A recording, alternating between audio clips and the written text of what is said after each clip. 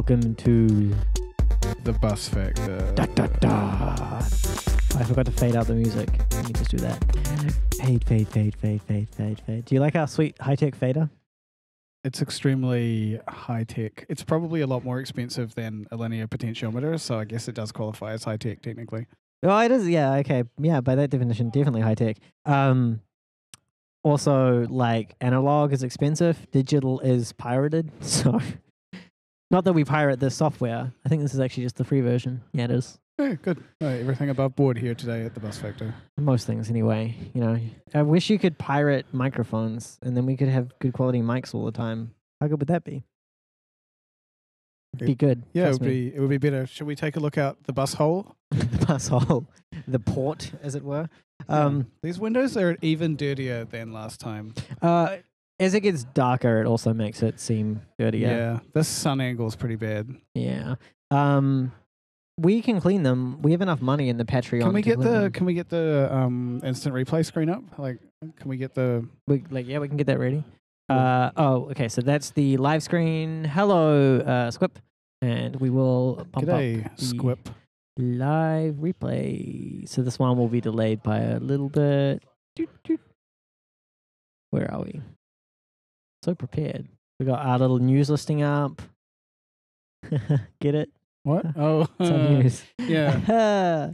The risky.bus news. the risky bus news. There we are. That's the live replay. That's delayed by Perfect. enough for a replay. Oh, five red light runners. That's not right.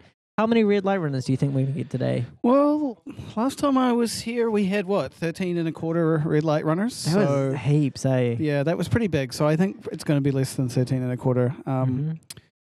Oh man, I don't know. Do you want me to go first? I can go first. What kind of a day is it out there? It's not a super bus day. But you know what it is? At the cafe this morning, there was so many people there. It was crazy. It was the busiest I've seen the cafe this morning in ages. Interesting. I mean, it's not bad weather that causes people, you know, how when it's really rainy, the bus is always super full. It's quite nice today, especially by Wellington standards. But you know, maybe that means more people will take the bus as well. It could be a bell curve thing. Yeah. I'm gonna go with 10 to one significant figure. I was literally going to go with 10 as well. Well, that's easy then, isn't it? We'll both be right. We can both reap the benefits. No, one of us is going to be better than the other. Can I 9, All right. and then one of us will win. And Cool. I'm down with it. Okay, we got that. If we haven't got, no, we're good. Okay. Well, do you want to start with some news, or do you have anything in your mind that you want to talk about other than news? I guess Just yeah, life. we Just- can. It's been a pretty long week this week, Stephen. Yeah, it's been a bad week for me too. I've Like spent I a lot of time in front of the computer box this week, and it's really sapped out my vital energies.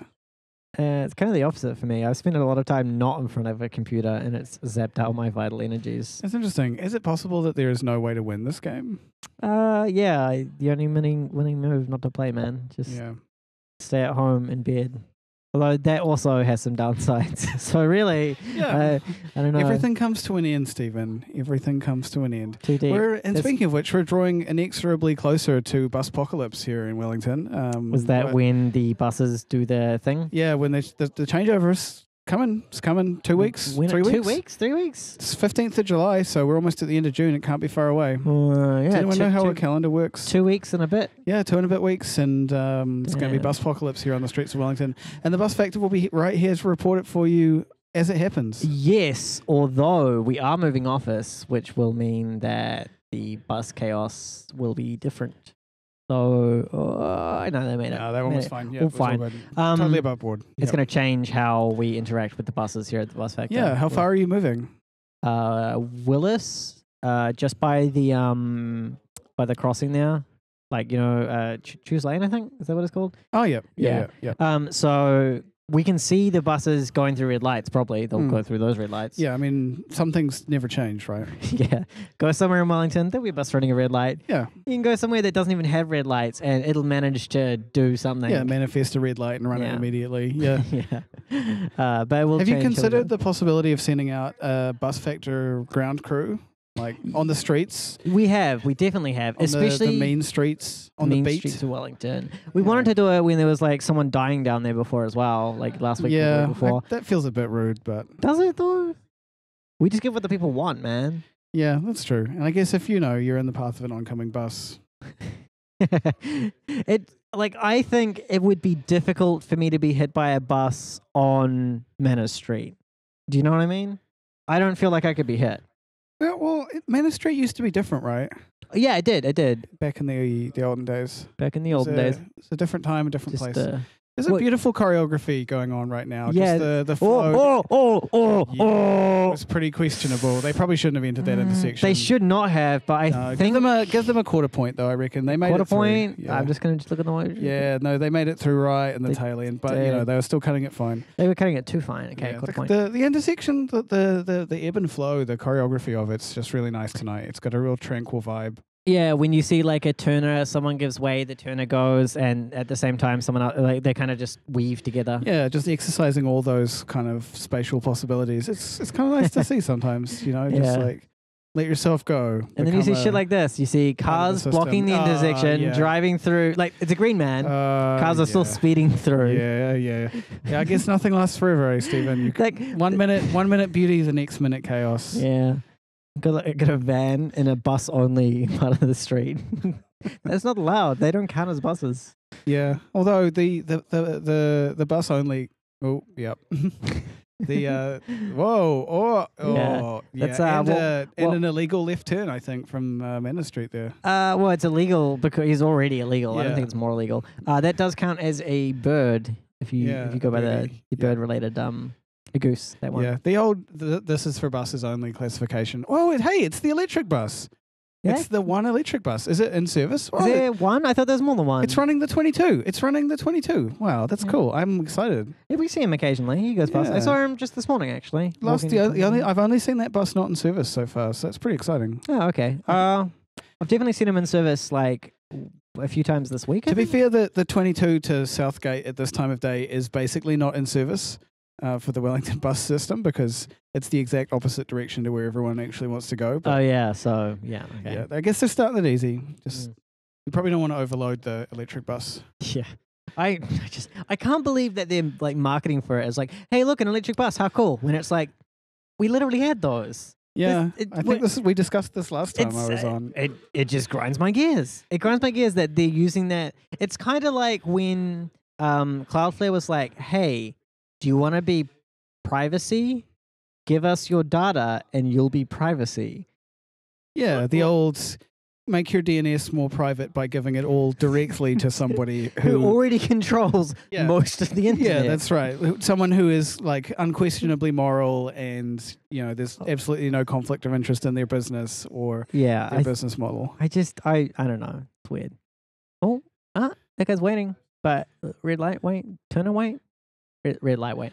Sometimes it's hard to tell because there's such a big delay. You can't tell if they're waiting for a turner or waiting Yeah. for a red light. Look at that guy coming across with the courier stuff. That's not his first trip. He sprinted back. I don't know if you saw him. You can, if you go back in the video, you can probably see him That's sprinting. a pretty full load of sacks that he's picking up there. Occasionally we're seeing like entire stalls moving. Like someone has a food stall around here, and they'll just occasionally move the entire stall, like just wheel it around. It's weird. Interesting. Yeah. Interesting.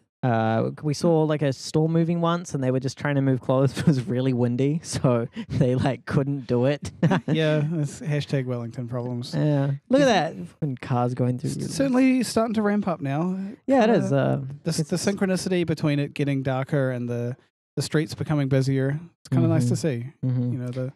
The hubbub of the city. Yeah.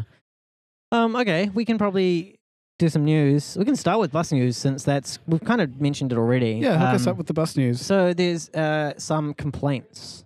Who do you think out of like demographics, age demographics, who complains the most? Well, I know that the bus company has certainly stopped responding to me when I complain about bus stuff. Yeah, so they I've, started responding to Hugh at some point. I've probably hit a threshold there, I guess. Mhm. But There's another threshold above that where they start responding again. interesting.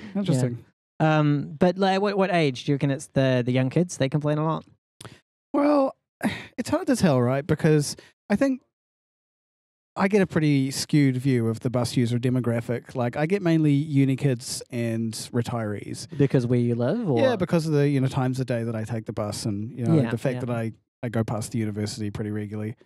So I can't imagine university students complaining too much about the bus. So it's probably going to be the retirees. Yeah.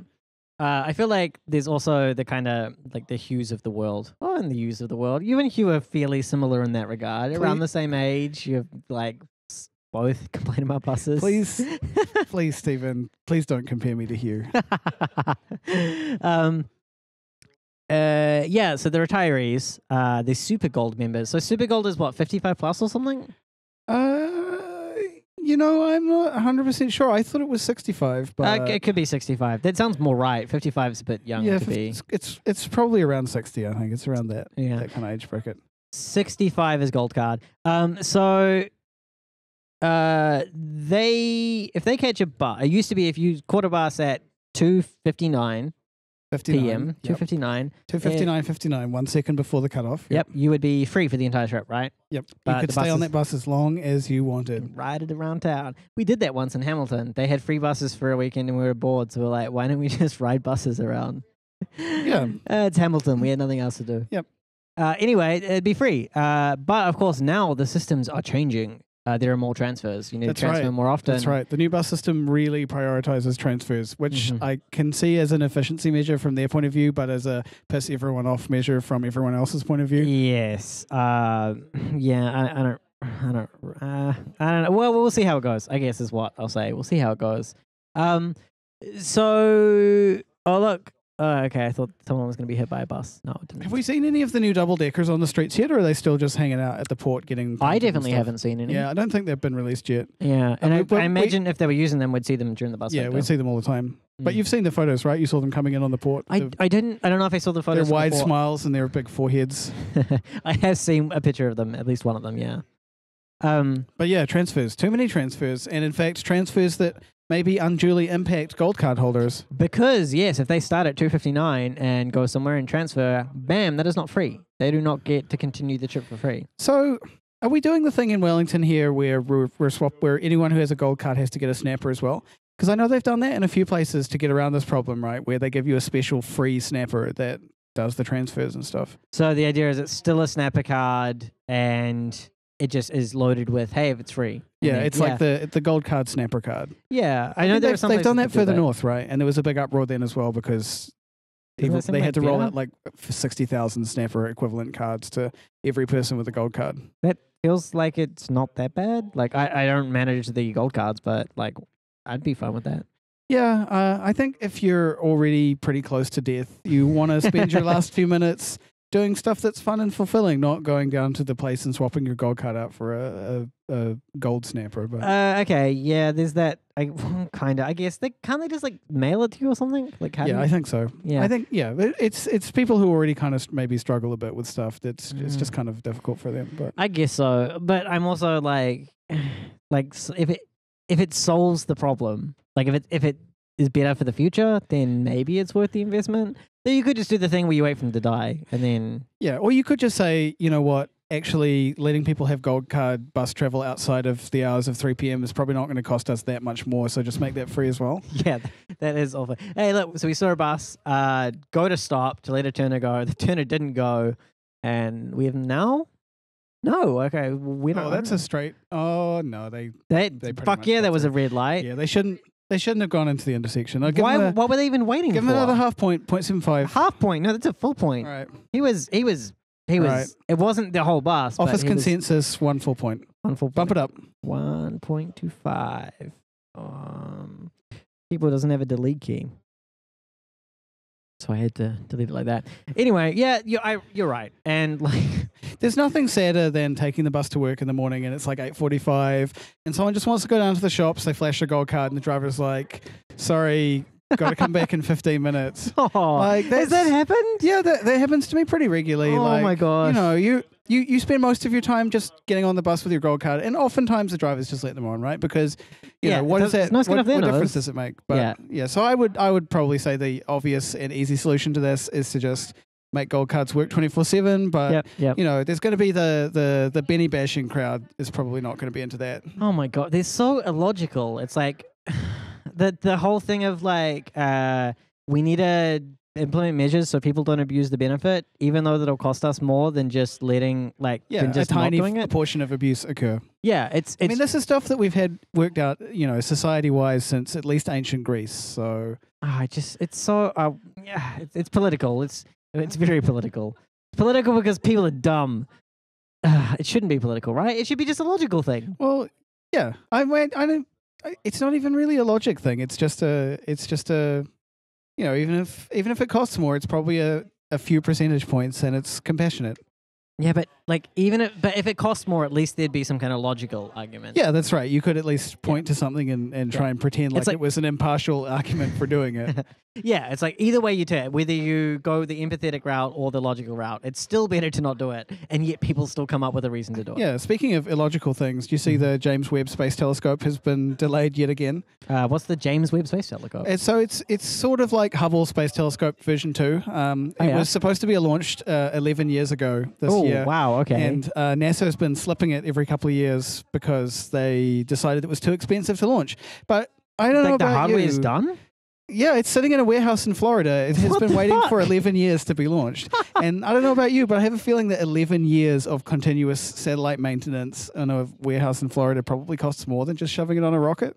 I don't know. They've just slipped it again another 3 years, so it's not going up till 2020 now. But what about the tech involved? Like 11 years of imaging tech is a lot. No kidding, right? If they'd launched it 11 years ago, we'd be on to probably its successor by now, and we'd have another one in the pipeline. And it's kind of holding up a bunch of additional imaging satellites. Yeah, that's not great. Ugh, I don't know. I don't know. I don't have a solution. I'm not rich enough to launch it myself, so... Yeah, just chuck it up there. That's what I reckon. Yeah, no, for sure. Chuck it up there. Just don't spend money on some other shit for a small amount of time, and you'll be fine, right? Yeah. Like, easy. Should we switch to InfoSec news? Yeah, right. Let's do the computing news. That was us changing lanes into the tech news lane. Yeah, that's right. Neither of us can afford an auto lane changing vehicle, so Stephen just has to make the noise with his mouth. Stick your hand out the window, right? I once drove a car that didn't have indicators because it was from the 1930s and you had to indicate with your arms. People don't know what the arm signals are. Though, right? You might as well not, for all it's worth. But you know, at least you're complying with the law if you get pulled over. Is it still legal to use arm signals? If you have a car that is old enough that it is exempt from having working turn signals because of its age, then yeah, you have to use the arm signals. Wow, and I think technically, if your turn signals are busted for some reason and you have to relocate a vehicle, you should probably use the arm signals. But no one knows what you're talking about when you're driving your 12 horsepower thing down the road. They just get out of the way anyway. Yeah, you're probably not going to hurt anyone, are you? No. Okay. Big news of the week. Old Ticketmaster. Ticketmaster. Is this even big news? This is really boring news at this point, right? What is interesting about the Ticketmaster? Impacts a lot of people. So how interesting? Not much interesting. It's just a big breach. So give us a recap of what happened. So Ticketmaster, predominantly in the UK, they have a bunch of they use the term contractors, I believe. So they have like a subsidiary. It's not a subsidiary. It's like a third-party service that they use, but that's only for them. I don't know how to describe it. They have a service they use. A service that's built for them. A tax dodge. Yep. Yeah, pretty much. And it's I believe it's one kind of like paper call where it's like, hey, I see you're trying to buy a ticket. Would you like some help with that? It's like Clippy, right? Which is dumb for anyone who has a website. Stop doing it. But nonetheless, they did it. They got hacked. And the way that works, of course, is do we know how they got hacked? No, they didn't say. They didn't say how this third-party service got hacked. Right. They just did. They got pwned. Yep. Yeah, it happens. There's probably more than one way it could have happened. Yeah, and so that's JavaScript execution on Ticketmaster, or like start.ticketmaster, which means you can, access on the payment info. So the hackers got all that. So someone said this morning, did they actually steal payment data? Yes, I believe they did. So they said that this was payment data compromise. Basically, anything you submitted while on the Ticketmaster website. So this was a proper targeted compromise then, right? This was people going after the funds of Ticketmaster customers, right? Not like hey, we'll pop it and shove CoinHive in and make So $12. there was definitely a targeted element who knows if it could have been that someone popped to the service and was like, I wonder what this is used on. Holy shit, Ticketmaster. Yeah. Right? It could have been like that. But there was at least a thinking human behind it rather than a scummy criminal who couldn't think. Criminals who can think, man. Yeah, those are the worst kind. Yeah. I thought it was a little bit interesting just from the perspective of it's an example. Yeah, people tend to put a lot of third-party JavaScript in their websites. People freaking love third-party JavaScript. They just like run it all. I don't give a shit. What is it? What does it do? It adds sparkles? Add it. Yep. Fucking add it. Get it in there. Cursor trails, get it in there. Background music, get it in there. Polyfills because the browser can't do MIDI files, get it in there. Yeah, it's all of it. And of course, all of it is just include from the third-party domain, whatever. Yeah, and heaven forbid that you should grab a known version of that and embed it into your own web server. Well, then you have to host it. Back in the day when 50 kilobytes was considered a heavy web page, we did this thing where we were like, oh, don't hotlink stuff. Like, if you want to steal a thing from someone, you put it on your own web server and you pay for that traffic. Yeah. Right? Fucking whoa, yeah, that was extremely blatant. And there was two, maybe? One. Yeah. Two. And from the number one, our number one most prestigious route. That was ridiculous. The number one is a premium service, and the drivers should really know better. Premium service, premium bus runner. That's up to 3. Damn. Oh, whoops. Yeah, our interface is a little bit janky, a little bit. Yeah, so Steven's just being modest. It's really nice. I'm sitting here looking at it, and it's some pro stuff. Is it? Do you consider it? Yeah, I mean that's Arial, right? That's like a that's a commercial font. Are we even allowed to use it? I feel like we are. Yeah, I'm pretty sure the license for Arial lets you make fun of buses on a podcast. Well, we do have the Creative Commons soundtrack, so I feel like it evens out, right? Use some copyrighted stuff, right. Some uncopyrighted stuff. Totally above board. Yep. Yeah, anyway, I think it's nice to just be like, hey, don't include third-party JavaScript. That's pretty much it. Yeah, I run a blocking policy on my web browser to prevent the inclusion of third-party resources. Okay, I bet that breaks most websites. It only really breaks websites that I didn't really want to look at anyway, so I don't feel that bad about it. So stuff keeps working. You want to where else am I going to get my news from? Exactly. Top quality source of New Zealand journalism. It's interesting. And so there are countermeasures for this, obviously. The integrity protection, meta attributes, sub-resource protection. Basically chuck a SHA-256 of the expected file into the thing. But I kind of feel like that's a cop-out measure because it really only addresses one of the several problems that third-party resource inclusion has. Like, there's a kind of implicit assumption in a web page that a particular, like Microsoft.com, right? You're in a discussion with Microsoft. There's a kind of like an encapsulation of that session into that tab with that page. But if you look at the external resources that your average web page includes, your average news web page load is actually a discussion between you and 50 other companies a lot of the time. And that's literally not an exaggeration. Like, it's not hard to find a web page that includes 40 or 50 different miscellaneous third parties. And those people, they're all allowed to set cookies on you.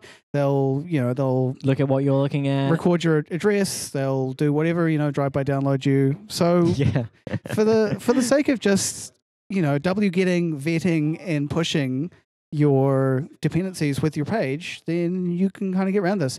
And of course, Google and stuff are going to complain because it's their business model to track you through their third-party inclusions. It's not just that. It's like when you serve a page, you don't know what adverts need to be displayed. When you serve a page and you doing your little what do they call it? They're not pay per call. The Google thing. Tag Manager thing, right? Or the intercom thing. Those shims that load in additional JavaScript. Yeah, you can't host it yourself. You just can't do it. It's not. I'm honestly fine with web pages having fewer ads and fewer extraneous third-party features. Don't get me wrong. So am I. But business doesn't work like that, right?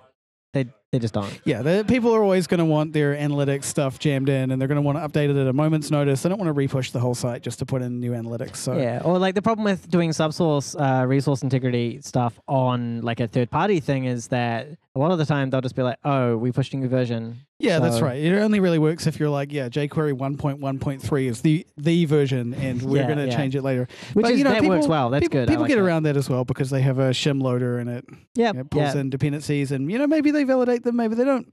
Yeah. I don't know. I don't know. Hard problem to solve because of businesses. Yeah, I mean, it's not a hard problem to solve, but only if you want to fundamentally reinvent the entire platform. Oh, yeah. If we destroy capitalism, solved. Yeah, right? It would just no longer be an issue. That and like 4 other problems, just like straight up. Gone. Yeah, done. Easy. Yep. No, I agree. Okay, speaking of stuff, the news source of New Zealand, you know about Z Energy. Yeah, so we've heard quite a bit about Z Energy in the last little while. A really, sophisticated bug chain used to take down Z Energy.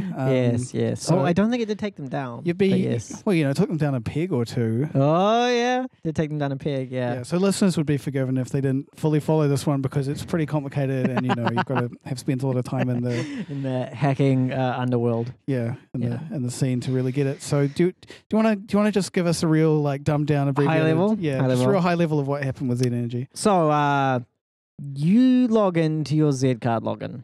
Yep, which I do every day because I'm a big driver of cars. Yep. And when you log in, you get redirected and they'll be like, here's your account. Account.php $ID equals 5,000. And I love seeing .php in a URL because it's like it's like an honest to goodness little small business. Like Z Energy is the underdog, right? They're not Shell, they're not Mobil, they're not they're not a big energy company. They might actually, I don't know how to break this to you, Chip. I think they might be associated with some other companies. But they're right there with the homely they're a little independent New Zealand company just trying to struggle along. Index.php. Yeah. You'd expect to see a JSP or it could have been a JSP. ASPX or a cold fusion or something. Yeah, if it was an enterprise deployment. But PHP's the friendly web framework for you and me. Yeah, I don't actually know what it was. I'm just assuming. So it sort of doesn't matter, This is one of those really powerful universal exploits that you can kind of use on any platform. So you increment or decrement the URL. So you set it to 1, for example.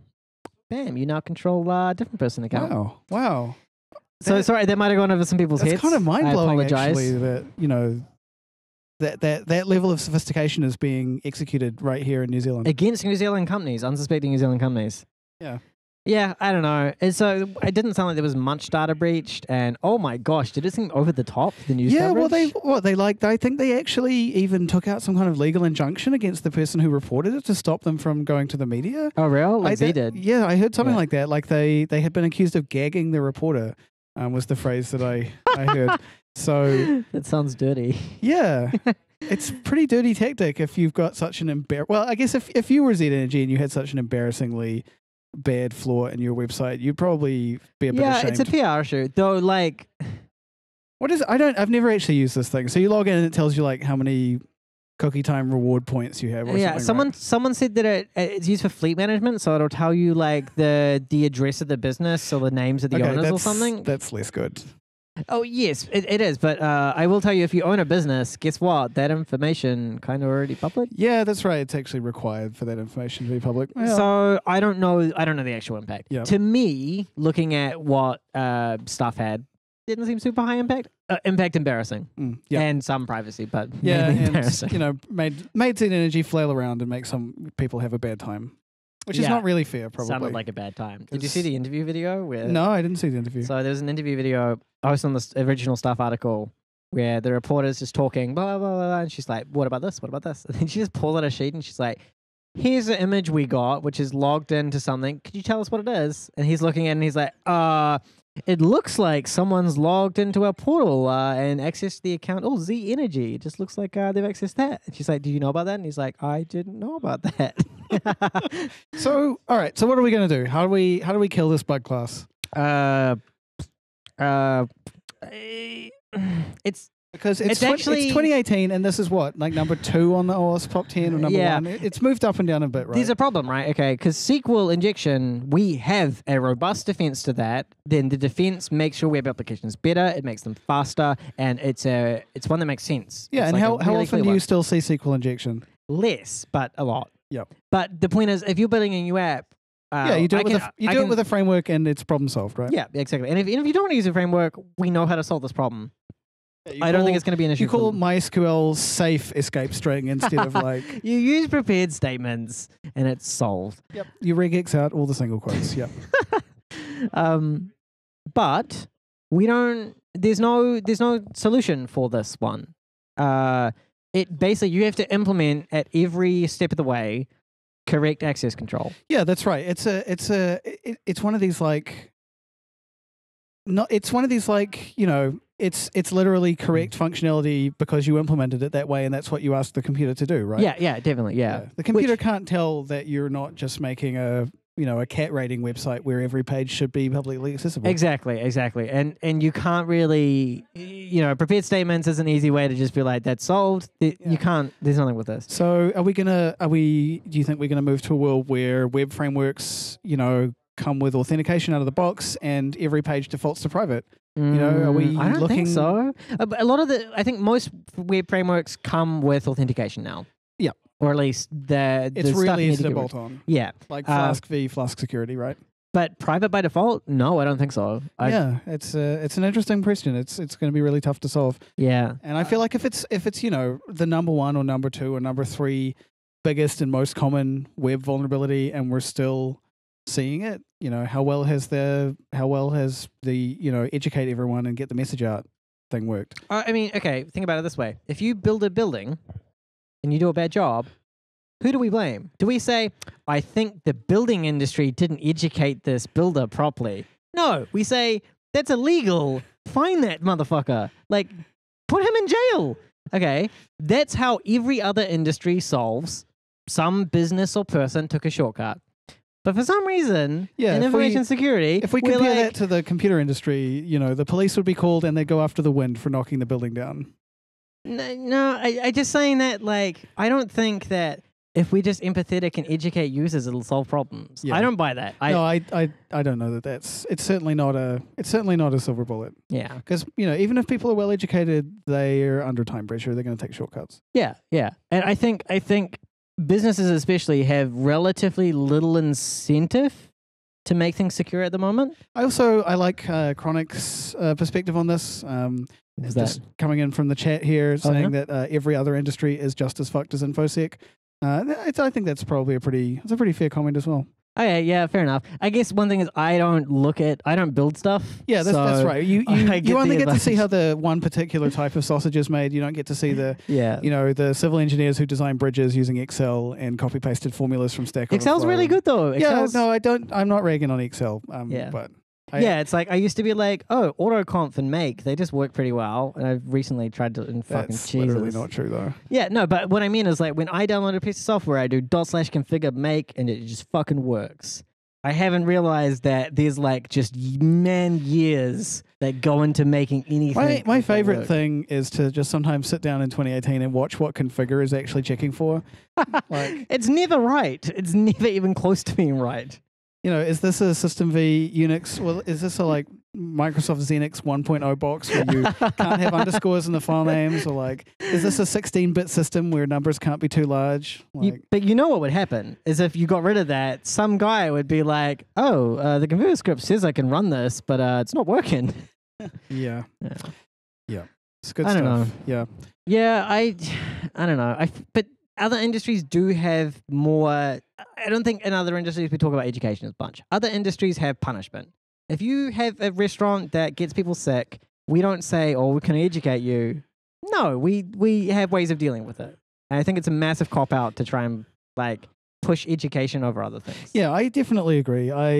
It's funny because I used to be a much more anarchic person, but I've kind of come around to the idea that maybe regulation is good for some things. I think so long as you still have an indemnification button that you can push that lets you write your own software, I don't really see a problem with it. Yeah. Yeah, I don't know. It is hard to, I also am quite, left-wing. Because computers are kind of a different machine to other machinations of society, and I think we talked about this on, last time I was on TBF, which is, it's kind of a thinking machine that's an extension of a person's brain. It's not, you're getting into pretty dangerous territory when you start telling people what code or what mathematics they can and can't do with their fancy fancy calculator. No, definitely. I think if you are going to do any kind of regulation, it needs to be regulation of how what you do affects other people. Yeah, it's got to be. Yeah, that's right. It's got to be around the repercussions. It's got to be around the actual actions. Yeah. Although look at how well not regulating guns but regulating shooting people works. Yeah. Granted. Yeah. Okay. That's not a fair argument. I don't think. But unless you're shooting someone with a computer. Like if you have one of those Macintoshes with the auto eject floppy drive and you put a really beefy spring in that bad boy. Yeah. I did read when I was younger about getting the old floppy disks and grinding match heads into them. Yeah. That's a classic .txt. Chronic says no one has purchased me a boat. So I guess you heard it here first, folks. If you want the InfoSec problems to be solved, just get Chronic a boat. I'm not sure I believe that, but I don't know enough about boats and information security to really. This dude's pretty good at stuff. Have you seen him do stuff? It's usually pretty impressive. I think he's pretty good. Yeah, I would reckon we should hedge our bets and get him a boat. Okay, we'll add a Patreon tier for that. Right after Bus Factor tours the world, going to InfoSec cons, running Bus Factor. Yeah, well, obviously that would be the next biggest impact after the boat. So so then we need but it's also cheaper to do that. Boats are pretty expensive, so we definitely want to get that done. Yeah, computers. I don't know. What else we got? WPA3. You heard of that beast? Yeah, so WPA3 is out. I got the impression that it was kind of like there's nothing wrong with WPA2, right? I mean, there's some stuff wrong with like WPA2 EAP, I think. Yeah, EAP is particularly bad. There are some things I don't like the way open networks work. Yeah. Like there are obvious improvements, but nothing's wrong. Yeah, it's not like a holy shit WPA2, stop using it, switch to WPA3 now. It's more of in the next few years you're going to want to move to WPA3 because it's better. Yeah. And we're looking to the future, it's a nice refreshing thing to see in the world of security. Is someone actually trying to fix something before it's on fire. Yeah. So, unfortunately, it looks like they removed a bunch of stuff from the earlier iterations, though. Right. Tell me about that, because I literally didn't read this in TBF, true, the Bus Factor style. I haven't read the article. I skimmed very quickly. So, now the wording they used, I might still have the tab up. No, I don't. I closed it. The wording they used was that the opportunistic encryption on open networks. Now, open networks are my biggest pet peeve because every time an organization wants to implement a guest network, they have to jump through insane hoops. There is no good way to do it built into WPA. Yep. Yeah, you end up with like machine in your reception where you push a button and it prints you out a 5-minute password. And that lets you into maybe an open network which you type in, which gives you like a second key.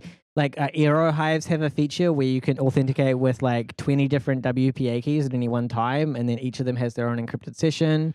That they're all like really, they work, but they're all like so much harder than the standard. Just saying, why don't we just encrypt this? Yep. They removed that from WPA3, my understanding. It's now they termed it a proprietary extension on top of WPA3. So it looks like it's still going to support it. You can still do it, but it's not part of the standard. That was the impression I got from reading it. I haven't read the actual standard though. So that makes me pretty disappointed because that was, for me at least, the one thing I care about in WPA3. Yeah, it seems kind of reasonable that you would just do a kind of trust on first use model, right? Where you connect, gives you a random key, and that's the key that you use for the next X number of minutes, hours, days. Yeah, you can if it changes, you're being man in the middle. Yeah, you can just do a Diffie-Hellman key exchange and get that done. And like the authenticity part doesn't even really matter that much. Well, you're physically present in the building, I guess. Yeah, exactly. Like if someone wants to fuck with your Wi-Fi, like sure, that's an issue, I guess. But even if it's like kind of like the same thing with HTTPS, right? Where it's even if you've got a self-signed certificate, that's still more secure than HTTP. And that's kind of how I see it. Is that even if you didn't have any way of trusting that network, it's still better to have it encrypted so it can't just sniff it. Yep. So big security problems solved right here on the Bus Factor. Well, like this is one that just really grinds my gears. It's such a simple solution and they didn't do it. And I don't know why. I honestly don't know why. I mean, they've got this like add-on proprietary extension, whatever. Yeah, it might be good, right? Sometimes these proprietary extension things become de facto standards. Yeah, and I think we'll definitely see that. It's like if a company implementing new Wi-Fi has the option of like proprietary extension that is basically de facto or like dodgy Aerohive implementation. You pick the other one, right? You pick the one, the de facto implementation. Yeah, you'd hope so. Yeah. We got some other news here. There was some other stuff with WP3, but I didn't read it. You blame. Some like IoT stuff to make Easy Connect work. Like, you know how you used to be able to press a WPS? The WPS button, yep. It was like brute force a 4-digit code and get access. It was Okay, I never looked at how that works. It's kind of nice to know. Yeah, it was just don't turn that on. That's I've always assumed that was bad. Yeah, it's bad. Apparently, there's some stuff that IoT things are doing now where they like broadcast the SSID in ultrasonic frequencies or something or like, jeez, abuse the wireless standard by setting up SSIDs that have the contents of the key one doodad at a time and like slowly. I'm not surprised it's happening, but it makes me a little bit. There's a whole world of horrifying ad hoc IoT provisioning measures, and so standardizing that can't be a bad way of doing it. Yeah, can't be a bad thing to do. I did think about it one night while high on LSD for half an hour, and I couldn't solve it. So I don't know if it's a solvable problem. I tried, but I couldn't.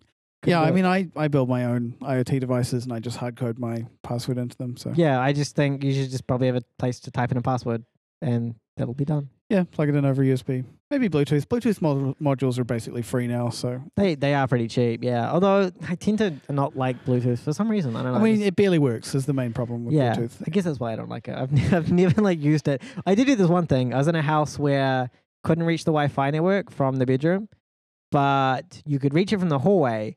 So we put a phone, like a chain of phones in the hallway to reach down. So the first phone would connect to the Wi-Fi and rebroadcast over Bluetooth, classic. which would hit the other one, rebroadcast over Wi-Fi, and you could be okay. Yeah, it's a classic solution to a problem. Engineering right there. It was weird because it's just like phones lying in the hallway. Yeah, the only time that Bluetooth has ever worked properly for me, it's worked too well. So I've got Bluetooth wireless headphones, and if I turn them on anywhere in my house or anywhere like within the vicinity of my house, even probably 100 meters down the road, it connects to every device in my house that has Bluetooth simultaneously. So if I turn my headphones on as I'm leaving the house, they connect to my iPad that's in a totally different room of the house off, right? Yeah. And then as I'm walking away from the house, probably for the next 10 minutes, I'll get a connection made, connection lost, connection made as it's trying drops in and out of the iPad that's still in my house. Yeah. Yeah, that's impressive. Yeah, it's surprisingly good. And it pairs instantly, works over way too long of a distance. It's good. Yeah, I'm glad that you got Bluetooth working because fucking Steam controllers, I was trying to get it working over Bluetooth. Damn. It works eventually. We got some news here. Equifax. You heard of Equifax? Yeah, the CA that famously provided one of the original certificates for Gmail. I didn't know they were a CA. I did know they were a CA, actually, but I didn't. It's not like their main business, right? No, they're just an agglomeration of bad ideas. Just anything you can imagine where you'd be like, man, if they lost my data, I'd be really horrified. They do all of that stuff. Yeah. All of that real, high trust stuff. I don't know what Chronic's on about in the chat. What's your password? Don't fuck with my oh yeah, iDubbbz, yeah. My password, I use Hunter12 normally. Dun, dun, dun. Yeah. Have I told you? I don't think I've told the bus factor. I want to run a free Wi-Fi from my house once I get my new fiber, because I'll have enough bandwidth to spare that it feels like a nice thing to do, and I'll have IPv6 addresses, so why not?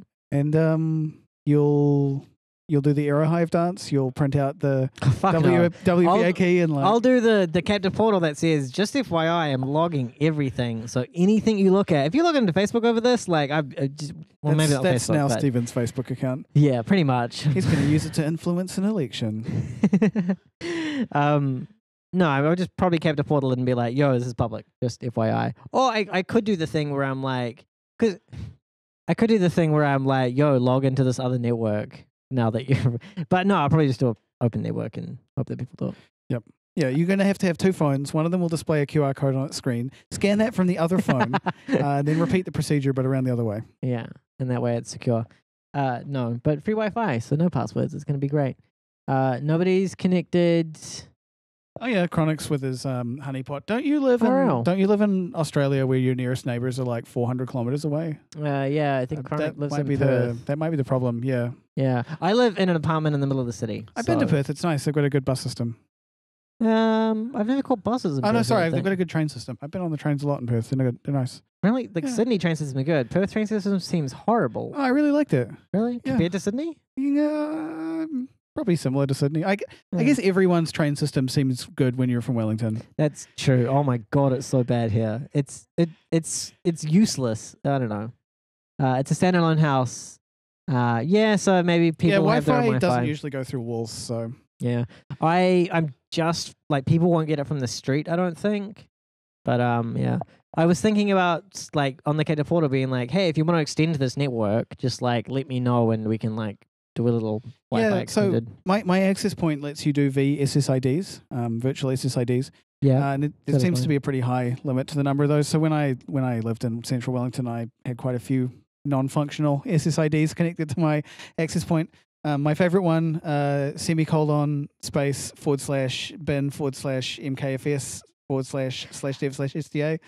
Okay. I believe there was a bug in Mac that did that. There was a bug that did that, right? I don't know. I just put it out there, just for fun. Okay. It's a joke. It's a joke SSID. No, but that there was a bug that worked like that.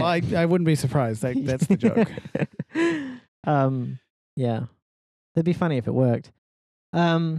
Equifax. We were talking about this. Yeah. Equifax So what's insider happening trading. with Equifax? So some people got done for insider trading. You remember how when Equifax happened, people were like, "Wait, didn't a bunch of people at Equifax sell all their shares like a few weeks ago?" Yeah. And they were like, It's "Oh, convenient. Good timing, guys. oh no, we had no idea about the breach. What? No, none of that." Some of them have been charged, convicted. Maybe I can't remember. Charged or convicted. Right. Did we ever see anything come out of the dude at Intel who dumped all his stock before Spectre and Meltdown? Do we think that was insider trading, or Not that it's I haven't just- seen anything with that yet. just coincidence? Who knows? I wouldn't be surprised if they're looking into it. They're definitely looking into it, but I haven't seen any. I don't know. Who knows? Yeah. Well, good on Equifax. Continuing the great proud tradition of being completely crap at computer security, having exactly no repercussions. Yep. So Equifax. Well, okay. The people got convicted. Oh, right. I thought Or- they got or away charged. with it. Okay. The company. The company got away with that. Right. But the individuals, The individuals who shorted their stocks, they are being punished. Is my understanding. and fair enough. But the company who lost everyone's data, no, they're all good. Once again, just like every other industry, where if you cause millions of dollars of damage, we educate you better. I don't know. I'm a little bit salty. Just a Really? little bit, yeah. So, did you know? What do you reckon is more likely? When you let's say like people getting hacked, right? What do you reckon the most likely thing is that people will do to your computer? Oh, let's start with least likely. You got to rank them. Oh What do you gosh, think? I mean, What's it's the really most likely? changed over the last few years, hasn't it? Because does, yes. it was keyloggers for a long time. Yeah, and it was for a while it was banking fraud and banking man in the jargons, yeah. browser. Yep. And then we had botnetting, spam botnets, Yep. pretty big business. Yep. I guess probably in the last 12 months, ransomware's been pretty big in the Ransomware has been big, but pretty big. But That's there's- more than 12 months now, yeah, actually. there might be an easier way than ransomware, like a way to just directly extract funds from people. If somebody could crack that code, they'd be in the money. They'd be So, making hundreds, maybe even thousands of dollars. or maybe tens of dollars. Crypto mining is now supposedly, I can't for the life of me remember where I read this. Maybe I read it on here. Says Stephen looking at the Risky Biz news sheet. The Risky Bus news sheet. Okay. Oh no, I probably read it on the Register.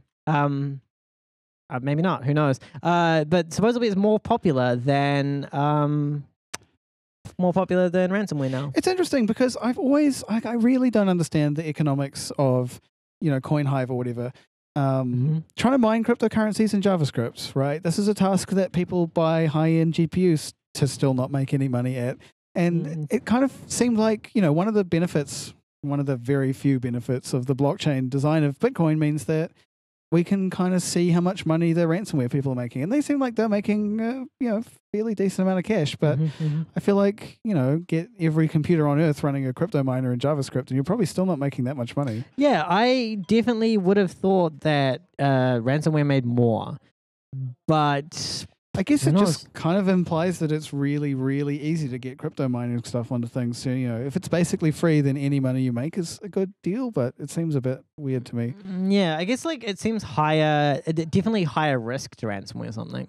Like when the NHS got done, like maybe more than once now. It's Yeah, like whereas- that's big news. They're gonna look for you. Yeah, whereas CoinHive is, they pretend to be a legitimate business, right? Yeah, you can also do like non-JavaScript based ones as well. So Can we Bitcoin mine through a WebGL shader yet? probably, but no one does Bitcoin mining anymore. Bitcoin mining on the down. Okay, so it's all Monero mining I now. try really hard not to look at anything with the word cryptocurrency in it. So I'm probably Well, luckily they all use the word weeks crypto now. behind the times. They use crypto, not cryptocurrency. Yeah, I'm probably weeks behind. So Monero. Yeah, Monero is what people mine now because Okay. you basically it's too hard to mine Bitcoin now. Right. So you mine Monero and turn it into Bitcoin, presumably. Yeah, turn it into cash. Yeah, Right. Monero. I think now from memory, I've discussed this on the show before, and no one's corrected me. I believe Monero has Therefore, it is true. exactly. I believe Monero has some properties of anonymity, like you can't tell who's doing it or something. I don't know. Maybe Chronic has been drinking tonight. He drinks most days. Crimes. I do love crimes. We should do some crimes Yeah, together. let's do Chronic. crimes. I'm real keen on crimes, actually. We could do some crimes right now. We just need to find a website and increment the account number by one. Yeah, or put a single quote Put a into the single quote. username field. Put a greater than, less than. Just find the little Maybe CoinHive a snippet. semicolon. Oh, whoa. The forbidden The character. forbidden character. Nah, they probably block semicolons. Let's use That's a pipe true. character. WAFs are onto the semicolon gambit. We'll do the pipe instead. Oh wow! Sometimes it just looks like buses are going to crash, but alas, they do not. ImprevX ransomware. Oh yeah, okay. We have got one last story. It's a story of a sad penguin. A very sad penguin. A very sad penguin. One of the saddest penguins around for a notably sad animal. The Gentoo penguin. Yeah, diminutive, lesser liked Gentoo penguin. Do you say Gentoo or Gentoo? The correct pronunciation is Gentoo. Of the penguin or the distro? Well, I would hope that they were the same. Yes, but are they the same? The correct pronunciation for the penguin is Gentoo. So. Yeah. Gentoo sounds more like a penguin. Gentoo sounds like a Linux, to me at least. Someone says Gentoo, I'm like, the Linux. And they say Gentoo, I'm like, do you mean the Linux? You know what else has a hard G at the start of it? Another tech edifice that is pronounced similarly to Gentoo. Yeah, GitHub. Yeah, GitHub. GitHub. So in GitHub news today, news. a thing that literally never happens, the Gentoo repositories were owned. Yeah. Which we already did this bit, Scooch. We did it. Yeah, it's Gentoo. It's Gentoo. So what do you think the fallout's going to be of that? Nothing.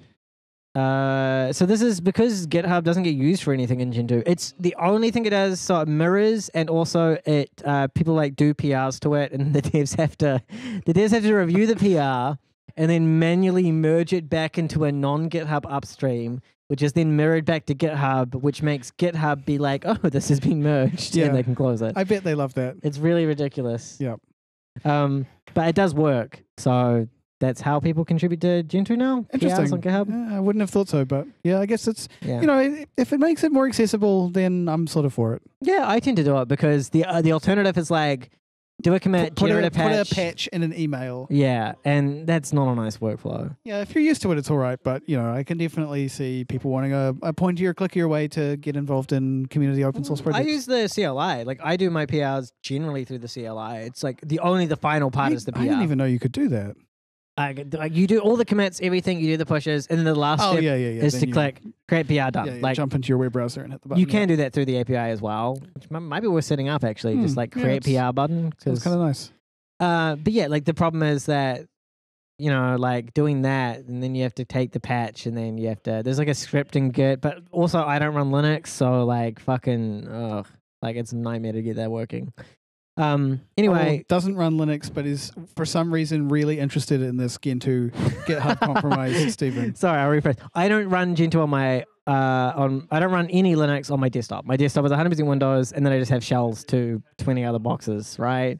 And that way, no one can, I don't know, it's just nicer. Well, Windows is basically the best desktop Linux right now.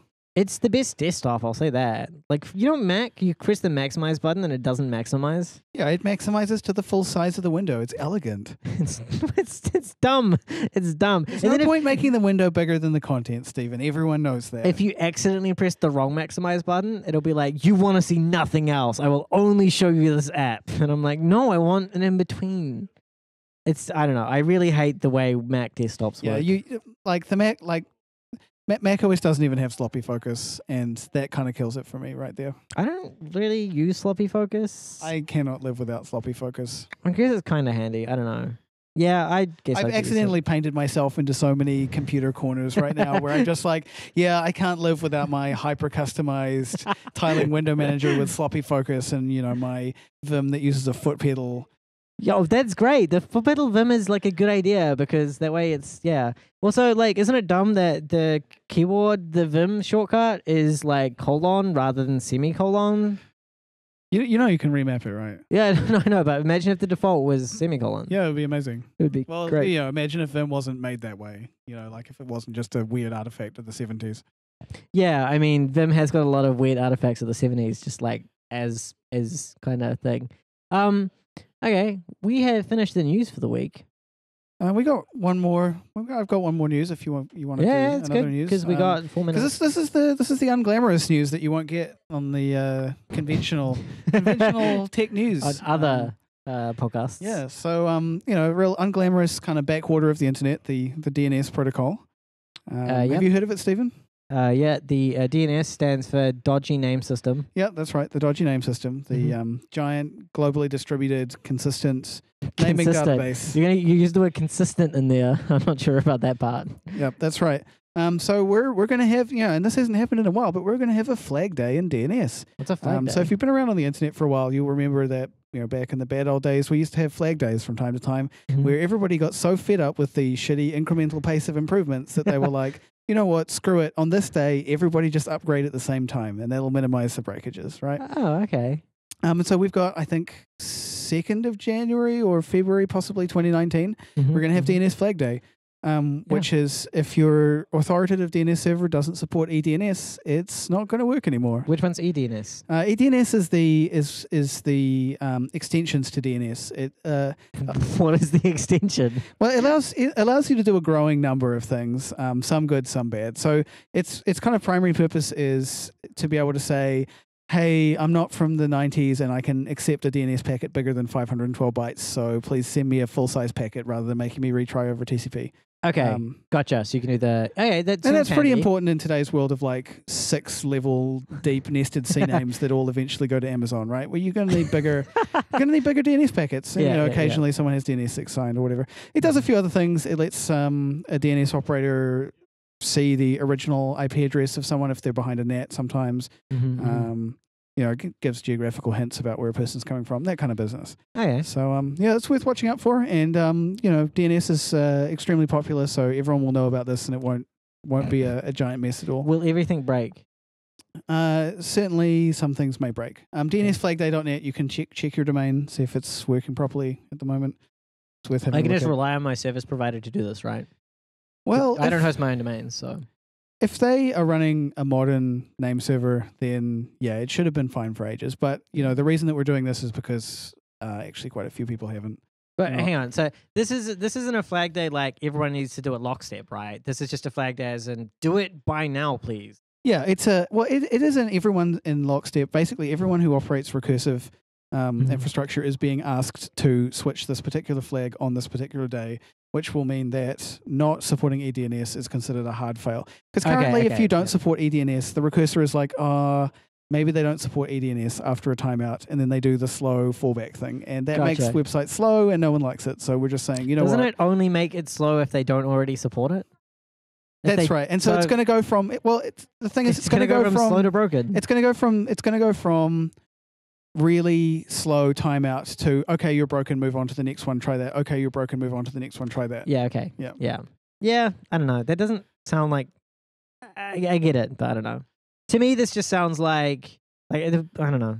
It's one of these things where the people who make the protocol are like, we're sick of this workaround, just make it a hard fail and the users can deal with it. Occasionally you're just like, look, stop supporting legacy shit, right? Yeah, it's like the those old, configure scripts. yeah, or like Google putting sleeps into unsupported APIs and slowly ramping I up like how that slow one, they yeah. are. Yeah. Or like OpenSSL supporting everything in the last 300 years. Yeah, that's right. You and LibreSSL just being like, no. had better not remove that code from OpenSSL for building it on DOS, Stephen. Yeah. I need my CP/EM 8-bit build of OpenSSL. Thank you very much. You know, I tried to cross-compile LibreSSL for like one Raspberry Pi CPU. Didn't work. Interesting. Yeah. I was like, it was one of those things I was like, do I want to debug this? And I was like, no, I don't. No, I So I just can't blame you for that. Yeah. Okay. I think we're about done for today. Very good. Thanks for joining us here at the Boost Factor. A pretty quiet night, actually, in the end with the old red light runners. Yeah, we might have missed a few, but we got 3.25 this week. Yeah, we might have missed some. If we had some kind of software that went back and detected it for us, I feel like, I was hoping that, Sometimes I forget how long lights take, and I'm like, oh, that bus might go through a red light, but he doesn't. You know what I mean? Yep. Didn't do it. Yeah. Okay. We will play the outro song now, and we'll be back next week. Don't know who we'll have on next week, but thank you for coming here, Michael, and we'll You're see very you again welcome. at some point. Ciao.